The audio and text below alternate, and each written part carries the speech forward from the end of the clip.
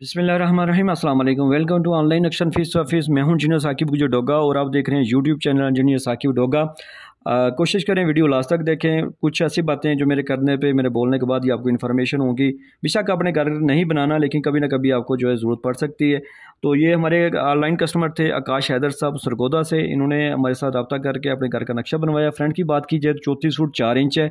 अगर लेंथ की बात की जाए तो ये 54 फुट है। ये टोटल 1857 स्क्वायर फीट बन जाता है। मरला में बात की जाए तो ये 6.82 है। और अगर इसके यार्ड में बात की जाए तो 206 है।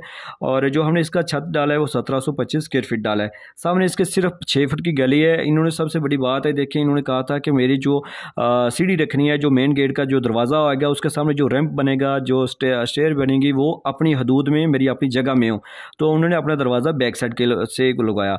ये इनका जनाब मेन दरवाज़ा है। मेन दरवाज़ा सामने हमने पोर्च लिखा है। यहाँ पे वो अपने साइकिल वगैरह पोर्च जो है ना वो मोटरसाइकिल वगैरह भी पार्क कर सकते हैं।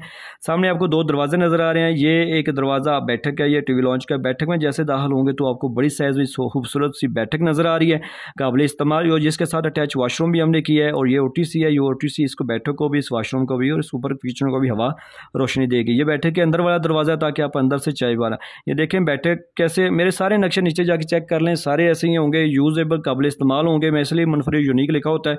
और दीवार में मेरी सारी 90 के एंगल भी होंगी ताकि खूबसूरत लगे।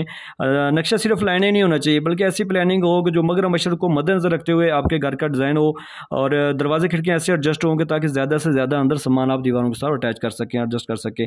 इसी कार पोर्च में जो है ना आपको पोर्च में जो आपको ये वाशरूम नज़र आया, जो सीढ़ियों के नीचे है, ये वाशरूम आप अंदर से भी इस्तेमाल कर सकते हैं।